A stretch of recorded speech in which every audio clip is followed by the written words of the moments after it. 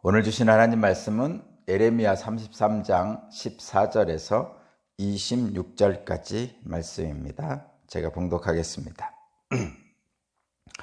나 주의 말이다. 보아라, 내가 이스라엘 가문과 유다 가문에 약속한 그 복된 약속을 이루어줄 그날이 오고 있다. 그때 그 시각이 되면 한 의로운 가지를 다윗에게서 돋아나게 할 것이니 그가 세상에 공평과 정의를 실현할 것이다. 그때가 오면 유다가 구원을 받을 것이며 예루살렘이 안전한 거처가 될 것이다. 사람들이 예루살렘을 주님은 우리의 구원이시다 하는 이름으로 부를 것이다. 나 주가 말한다. 이스라엘 민족의 왕좌에 앉을 사람이 다윗에게서 끊어지지 않을 것이다. 레위 지파의 제사장 가운데서도 나에게 번제물을 바치며 곡식 제물을 살라 바치고 희생 제물을 바칠 사람이 끊어지지 않을 것이다. 주님께서 예레미야에게 이렇게 말씀하셨다. 나 주가 말한다. 낮에 대한 나의 약정과 밤에 대한 나의 약정을 너희가 깨뜨려서 낮과 밤이 제 시간에 오지 못하게 할 수 있겠느냐?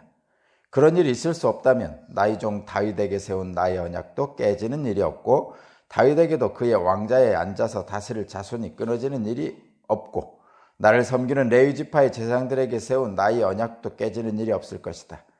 셀 수 없이 많은 하늘의 별처럼 측량할 수 없이 많은 바다의 모래처럼 내가 나의 종 다윗의 자손과 나를 섬기는 레위 사람들을 불어나게 하겠다. 주님께서 예레미야에게 이렇게 말씀하셨다. 너는 이 백성이 주님께서 자신이 택하신 두 족속을 버리셨다고 말하는 것을 듣지 못하였느냐? 그래서 사람들이 내 백성을 멸시하고 다시는 나라를 이루지 못할 것으로 여기고 있다. 나 주가 말한다.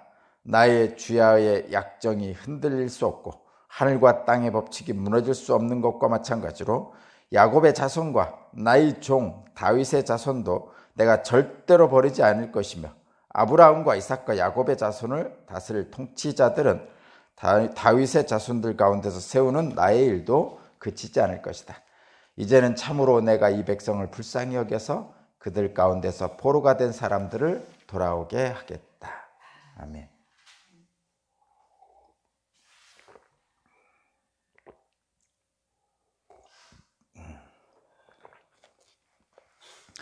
네, 오늘 말씀의 제목은 약속의 날입니다. 약속의 날. 한 의로운 가지가 다윗에서 나올 것이다. 그분은 바로 예수 그리스도입니다. 그 약속의 날에 대한 말씀입니다. 지금 예루살렘은 황폐해 있고 바벨론 포로로 끌려가 있는 그 상태입니다. 굳이 저와 여러분과 대비시켜서 본다면 힘들고 어려운 상황이죠. 그런 상황에 지금 놓여져 있는 이스라엘 백성들에게 하나님께서 예레미야를 통해서 다시 한번 약속을 확인하십니다. 다윗의 언약에 대한 약속이죠. 다윗의 언약은 다윗으로부터 왕위가 영원토록 지속될 것이라는 것입니다. 그것이 다윗의 약속의 언약의 핵심인데 바로 예수 그리스도시죠. 다윗의 씨에서 나오셨죠. 그리고 그 다윗의 후손인 예수 그리스도 또한 하나님의 아들이신 그분을 통해서 세상의 구원을 완성하시는 겁니다. 그것이 전체적인 하나님의 구원 계획이십니다. 오늘 본문 말씀을 보면 그날이 오면 이 세상에 공평과 정의가 이루어질 것이다. 이렇게 표현하고 있죠. 그 5절입니다. 15절. 그때 그 시각이 되면 한 의로운 가지를 다윗에게서 솟아나게 할 것이니 그가 세상에 공평과 정의를 실현할 것이다. 그때가 되면 한 의로운 가지가 다윗에서 나올 것이다. 예수님이죠. 그리고 그가 이 세상에 공평과 정의를 실현할 것이다. 이렇게 말씀하고 있죠. 예수님을 통해서 하나님께서 이스라엘의 조상들과 맺으신 약속이 성취됩니다. 지금 황폐한 예루살렘, 포로로 잡혀간 사람들, 이 사람들에게 지금 선포되고 있는 약속의 성취에 대한 말씀이죠. 그런데 이 약속의 성취는 사실은 이런 것이죠. 이스라엘 백성들이 하나님을 등지고 죄악을 행했잖아요. 그리고 그 징계로 말미암아 바벨론 포로로 끌려갔죠. 그렇다면 이 회복의 말씀, 이 구원의 약속의 말씀은 뭐냐면 하나님께로의 회복이죠. 영적인 하나님께로의 회복. 그것이 육적인 포로의 기환과 황폐한 예루살렘의 회복으로 이어지는 거죠. 영적인 회복과 육적인 회복을 말씀하시는 겁니다. 근데 이 영적인 회복은 하나님을 향한 온전한 예배의 회복이라는 거예요. 그것이 영적인 회복입니다. 하나님을 향한 예배의 회복이 모든 회복의 시작이며 마침이라는 것이죠. 하나님에 대한 예배의 회복은 예수님께서 말씀하셨죠. 북이스라엘 사람과 남유다 사람들 서로 자기 장소에서 예배를 드려야 된다고 했죠. 예수님 당시에도 사마리아 여인이 북이스라엘 쪽에 있었죠. 그래서 사마리아에 있는 북이스라엘 쪽 사람들은 자기들이 만든 성전에서 예배를 드린다고 그러고, 남유다 쪽에 예루살렘 쪽에서는 예루살렘 성전에서 예배를 드려야 된다고. 그래서 장소를 굉장히 중요시했어요. 그때 예수님께서 말씀하셨죠. 이것도 아니고 저것도 아니고 그런 장소에 관계없이 신령과 진정으로 예배드릴 때가 올 것이다. 세 번역에 의하면 영과 진리로 예배드릴 때가 올 것이다. 그것이 온전한 예배다. 이렇게 말씀하시죠. 약속의 날 완전한 공평과 정의를 실현하실 그분 예수 그리스도를 말씀하십니다. 예수 그리스도가 오시기 한 2000년, 2500년 전이죠.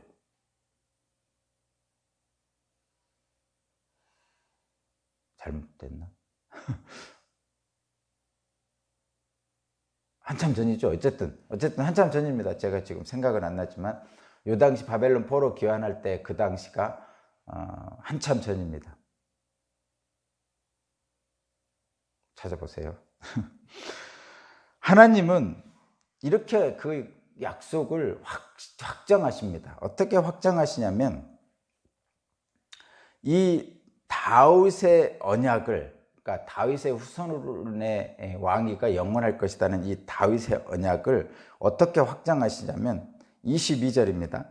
셀 수 없이 많은 하늘의 별처럼 측량할 수 없는 많은 바다의 모래처럼 그렇게 많아지게 하겠다. 그리고 그 다윗의 왕의 후손들이 왕위가 계속될 것이다라는 이 약속을 어떻게 확정하시냐면 하나님이 만드신 창조 질서가 어긋나지 않듯이 택하신 백성인 이스라엘 백성, 즉 다윗과 맺은 언약도 영원히 유지될 것이다. 하나님의 이 맺은 언약은 낮과 밤이 순환하는 창조 세계의 질서만큼 확실하다. 이렇게 지금 말씀하고 계시죠.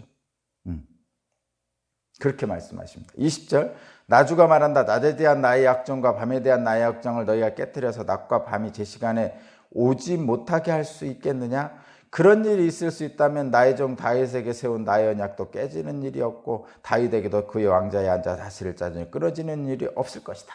이렇게 말씀하십니다. 그만큼 창조 질서가 변하지 않는 것만큼 다윗을 향한 이 언약도 분명하고 확실하다, 이렇게 말씀하시는 겁니다. 사실은 이 하나님에 대한, 예수 그리스도에 대한 이 약속은 궁극적인 약속이시죠. 그런데 오늘 본문은 사실은 표면적인 약속입니다. 그러니까 표면적이라니까 지금 말씀은 표면적인, 오늘 본문 말씀은 표면적인 이야기를 하시는 거고, 이제 이면적인, 그 내면에 깔려있는 영적인 약속의 말씀이 내포되어 있죠. 표면적으로는 예레미야가 예언한 유다 백성의 구원과 포로의 귀환과 예루살렘의 평화와 안전은 표면적으로는 이스라엘의 회복이죠. 그러니까 포로의 귀환과 황폐한 예루살렘의 회복입니다. 그런데 이면적으로, 영적으로는 새하늘과 새 땅의 시전이죠. 누구를 통해서? 우리 주 예수 그리스도를 통해서. 그곳에서는 하나님의 평화와 정의가 실현되는 것이죠.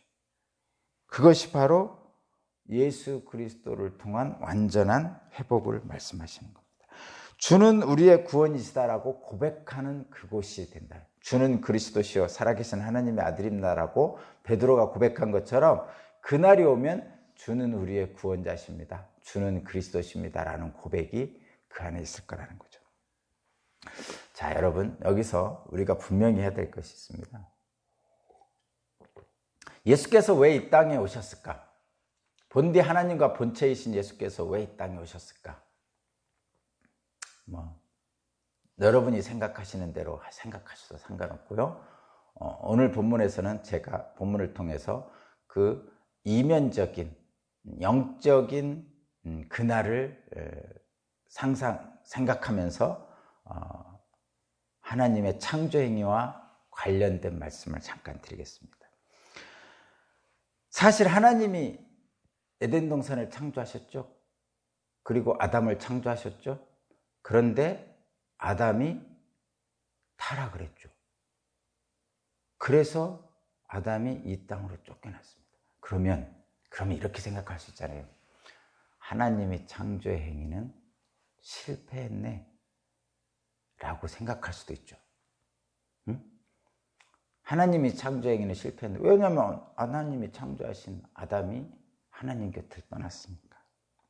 그러면 실제로 아담의 타락으로 인해서 하나님의 창조 질서가 실패한 겁니까? 창조 행위가 실패한 겁니까? No, 아닙니다. 그렇지 않습니다. 여러분, 이렇게 생각해 보세요. 사실 세상에서 있는 사람들, 도자기를 만드는 사람, 도공을 생각해 보면 사실 이 도자기를 만드는 도공은 잘못 만들어진 것이 나오면 깨뜨려 버리죠. 그리고 다시 만들면 되는 거죠. 그죠? 다시 만들면 되는 겁니다. 도공도 잘못할 수 있기 때문이죠. 이유는 도공이 잘못할 수도 있고 또 불을 지피는 과정에서, 옮기는 과정에서 흠이 날 수도 있는 것이죠. 그렇기에 도공이 의도하진 않았지만 잘못 만들어진 도자기가 만들어질 수 있는 거죠. 그때 도공은 거침없이 깨버리고 새로운 도자기를 만들면 됩니다. 하나님도 마찬가지죠. 사실은 하나님의 창조 행위에 만약에 뭔가 좀 잘못 만들어진 것이 있다, 하나님 의도와 다르게, 그러면 없애버리면 되는 거죠. 깨버리면 되는 겁니다. 그런데 전제가 하나 여기 분명히 있죠. 도공은 잘못할 수 있죠. 주변의 환경에 따라서 잘못되어질 수도 있어요. 불의 크기가 잘못될 수 있고, 바람이 잘못할 수 있고, 옮기는 과정에 잘못될 수 있죠. 그러나 하나님은 잘못하실 수 없는 분이죠. 하나님의 창조 행위의 모든 과정은 완전합니다. 그래서 도공에 옮기는 과정이라든가 불 관계라든가 이런 잘못이 있을 수가 없습니다. 하나님은 완전하시기, 모든 것이 완벽하시기. 그래서 도공과는 다르죠. 그런데 아담이 타락했단 말이죠. 그러면 잘못하지 않으시는 하나님에게 아담의 타락은 창조의 실패입니까? 아니라는 거예요. 그 창조의 실패가 아니라는 증거가 바로 예수님입니다. 예수님은 본디 하나님과 동등하신 분인데 하나님이신 예수님이 이 땅에 오신 것이죠. 이미 하나님께서는 이 예수를 통한, 예수 그리스도를 통한 창조행위의 완성으로 이끄실 계획이라고 생각됩니다. 저는 그렇게 봅니다. 그래서 하나님의 아담의 창조는 실패가 아닙니다. 완성을 향한 하나의 과정이죠. 그래서 오늘 본문에 있는 것처럼 이 회복의 완성은 그래서 예수 그리스도의 한 의로운 가지, 다윗으로부터 나오는 한 의로운 가지인 예수님으로부터 완성되는데 이 회복의 완성은 그래서 용서입니다. 회복의 완성. 예수 그리스도의 십자가죠. 예수 그리스도의 십자가를 통해 하나님 창조는 완성으로 나아갑니다. 아담의 타락과 옛 아담의 타락과 새 아담이신 예수 그리스도를 통해서 십자가를 통해서 하나님의 창조는 완성의 막바지에 이르렀습니다. 그 십자가가 바로 용서와 사랑입니다. 여러분, 저와 여러분은 아담의 타락의 원죄로 이 땅에 쫓겨온 가인의 후예죠. 너무나 안타깝고 너무나 속상하고 너무나 두렵고 너무나 불안한 이 세상에서 지금 저와 여러분들은 이 세상을 맞닥뜨리고 있는 상태죠. 그러나 이 모든 과정이 가장 완전한 보물, 가장 완성된 하나님의 창조물로 향하는 과정입니다. 그래서 저와 여러분들은 이 땅에 나그네로 온 것이죠. 그리고 결국은 우리의 본향인 하나님께로 가게 됩니다. 그 모든 과정이 저와 여러분에게 주어져 있고 예수 그리스도의 십자가를 통해서 하나님의 창조 행위의 완성을 향해 저와 여러분들은 나가고 있습니다. 십자가는 그래서 용서와 사랑입니다. 저와 여러분에게 그 십자가의 용서와 사랑을 오늘 말씀을 통해서도 주어지고 있습니다. 오늘 하루도 용서하고 사랑하는 하나님의 완성을 향해 나아가는 그 길에, 그 창조의 길에 동참하는 저와 여러분이 되기를 바랍니다. 기도드리겠습니다. 죄로 무너지는 인간, 나 자신, 우리를 포기하지 않으시고 독생자 예수 그리스도를 보내셔서 하나님의 창조 행위를 이어가심을 감사드립니다. 정의와 공평을 이루시며 하나님의 용서와 사랑을 확증하는 우리 주 예수 그리스도의 십자가를 오늘 또 바라봅니다. 내가 더 사랑하고 내가 먼저 사랑하겠습니다. 용서와 사랑으로 완성되는 하나님 나라의 창조 행위가 나로부터 이루어지게 하소서. 새하늘과 새 땅을 향해 나아가는 나와 여러분이 되기를 간절히 원합니다. 우리 주 예수 그리스도 이름으로 기도합니다. 아멘.